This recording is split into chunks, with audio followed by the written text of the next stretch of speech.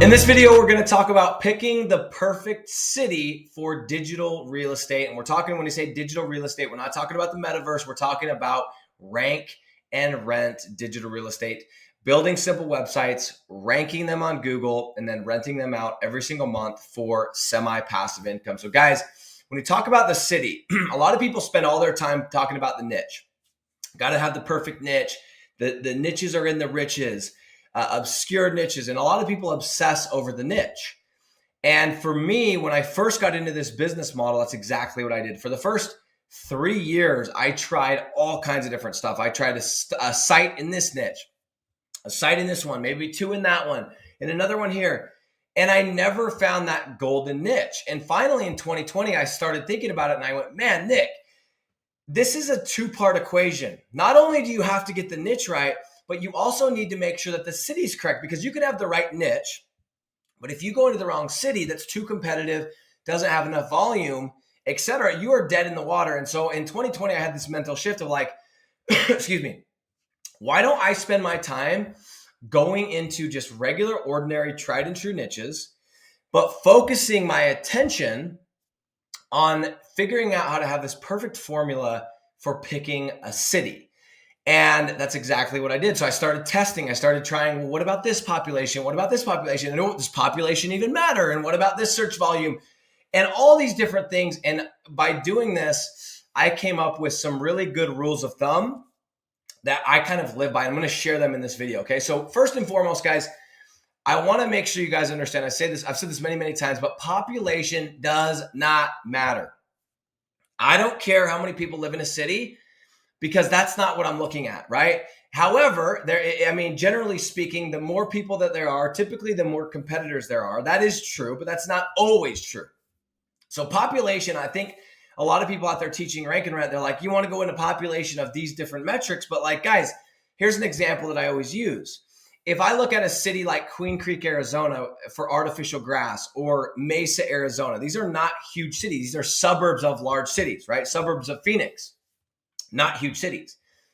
I would wager there are more people looking for artificial grass in those suburbs, if we could call them that, or those small cities, than are looking for artificial grass in a city like New York, right? Where it's skyscrapers and apartments, etc. So population does not matter. So for me, I just want you guys to get out of your head, I don't care about population. I've never looked at it. I did in the beginning, and since 2020, I have not looked at population. So the only reason I look at population is I want to start.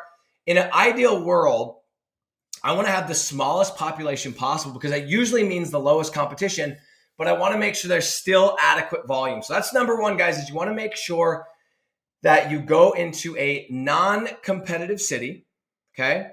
A city that does not have a lot of competition. What I mean by that is it doesn't have high CPC or cost per click if you're going to run Google Ads. And even if you're not, you still want to look at that.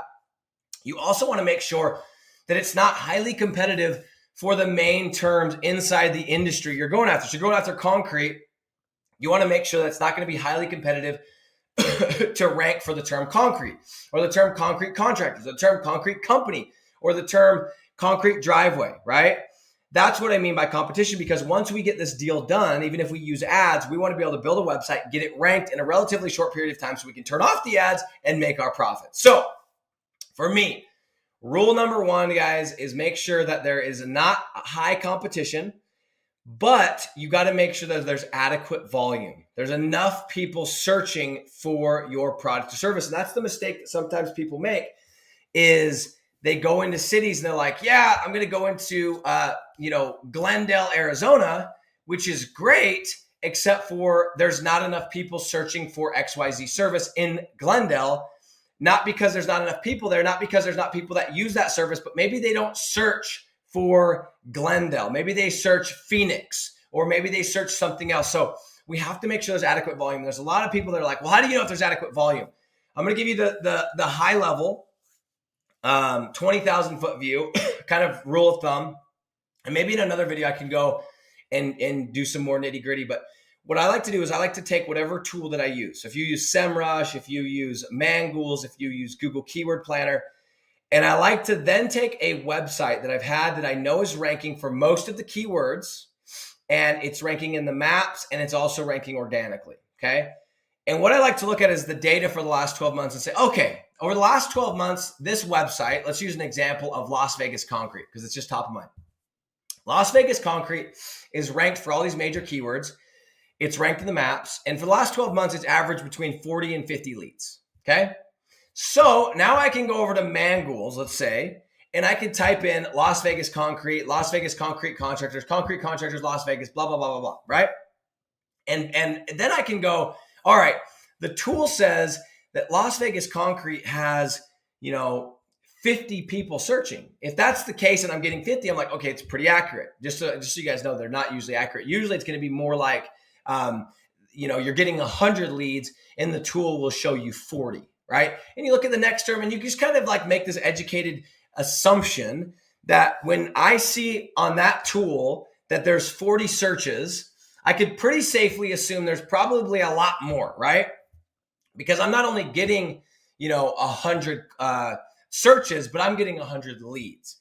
And so you have to develop that baseline. And then based on that baseline, you could say, how many leads do I have to have in this type of an industry to make it worth my client's time? And now you can start looking at cities and you could start looking to make sure there's enough volume, right? And the reason why I like low population, even though I don't care about low population, is when you start with those lower population cities, most other lead generators are looking at population. They're concerned about population. That's what their metrics are. And so they're not looking at some of these cities, okay? So it's got to have enough volume. It's got to have low competition for the keywords for ranking organically. And I would also add inside the low competition is low CPC, because usually the higher the CPC, the higher the competition, okay? As I said, population doesn't matter. Another rule of thumb is if I open up a map and I just on Google, I just open up a window and I look at the map. If I can see the city without zooming in, it's probably being hit, right? In Utah, I'm probably not going to look at Salt Lake City for the main services because it's probably being hit. Salt Lake City, Provo, maybe even St. George. St. George is not as much on the radar, but if I can see it without zooming in, it's probably been hit. Now, that's not always the case, but most of the time. So I'm usually zooming way in. And so the last little nugget that I'd give you is what I found really good luck with is going into suburbs of large cities, okay? Suburb of large cities. So for example, I don't have I do have one website in Phoenix itself. It's in a really weird niche, but most of the websites that I have are in Phoenix are not in Phoenix. They're in Queen Creek, Glendale, Mesa, Tempe, whatever the case is. Or maybe, looking at Dallas. I'm not going to go into Dallas most likely, but I might look at Arlington. I might look at whatever, probably not Fort Worth because that's also massive. But I'm looking at these outskirts around the cities, right? If I'm in Salt Lake, I'm like, okay, is there volume for Draper? Is there volume for whatever, right? If I'm looking at Vegas, I'm looking at, okay, is there volume for Henderson, right? Henderson, Nevada. Let me see if I can think of another example. If I'm looking at Atlanta, right? I'm not looking at Atlanta, but is there volume for Norcross? Is there volume for Marietta? If I'm looking at Nashville, is there volume for, Lebanon? Is there volume for Clarksville's a little bit bigger? I'll look at Clarksville. What's the other city that's right outside there? Hendersonville. Is there volume for Henderson? Those are the cities that I have made a killing in. I'm not going to look at Charlotte. I'm going to look at the outskirts, right? Charlotte, North Carolina. So guys, my biggest rules of thumb, enough volume, okay? And if it's your first deal, make sure it's got enough plus some. And I want to make sure it's low competition. It's the biggest mistake as people see the volume, they're like, oh, great. But they don't look at the competition. And then it ends up kicking their butt trying to rank. And they never get those high, juicy margins because they never get those organic leads coming in, okay? Again, to recap, population does not matter. If you can see this thing on a map, you're probably going to be competing with everybody else. So zoom in a little bit. What I like to do is I like to go and let's say I'm going to look at a state like Tennessee. Or let's say Texas. I'm going to go and type in on Google, cities by population, Texas, right? And I'm going to start at 30,000. And whatever 30,000 is, I'm going to type in, if I'm going to do concrete, I'm looking at concrete plus the city plus concrete contractors plus the city plus the concrete contractors in my tools. And I'm like, okay, nope, not enough volume. Maybe let's jump up to that 40,000 range. and then the 50. And I want to work from the bottom up because, again, guys, the population doesn't matter, but a lot of times it is indicative of the amount of competitors in that area. So, guys, these are my rules of thumb. And I'm telling you guys, if you can get good at focusing on the city, that is where the money is at. Yes, there's money in the niches, and I love me a good, random, obscure niche, but the money is just as much, if not more, in the cities as it is in the niches.